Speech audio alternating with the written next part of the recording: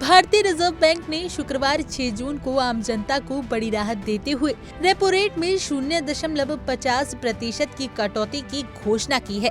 अब repo rate 6% से घटकर 5.50% हो गया। आरबीआई गवर्नर संजय मल्होत्रा की अध्यक्षता में हुई एमपीसी की बैठक में ये अहम फैसला लिया गया। लगातार तीसरी बार रेपो रेट में कटौती कर आरबीआई ने स्पष्ट संकेत दे दिया है कि वह देश में मांग को बढ़ावा देने और आम लोगों की जेब पर बोझ कम करने के पक्ष में है। इस फैसले से सबसे बड़ा फायदा उन करोड़ों लोगों को मिलेगा जो होम लोन, कार लोन या पर्सनल लोन की किस्तें चुका रहे हैं या नया लोन लेने की सोच रहे हैं।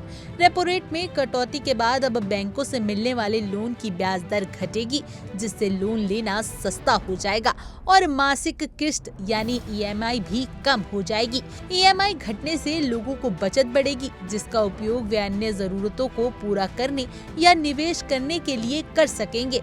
बता दें कि फरवरी 2025 में आरबीआई ने करीब 5 साल बाद पहली बार रेपो रेट घटाया था। इससे पहले मई 2020 में कोविड महामारी के दौरान अर्थव्यवस्था को सहारा देने के लिए रेपो रेट में कटौती की गई थी।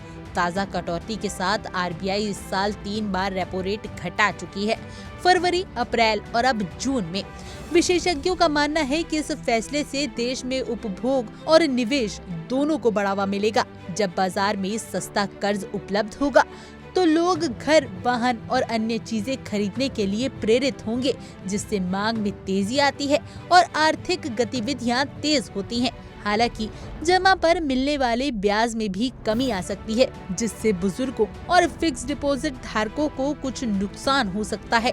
लेकिन कुल मिलाकर ये फैसला आम जनता के लिए राहत देने वाला है और अर्थव्यवस्था को गति देने की दिशा में एक सकारात्मक कदम माना जा रहा है। Bureau report, India daily.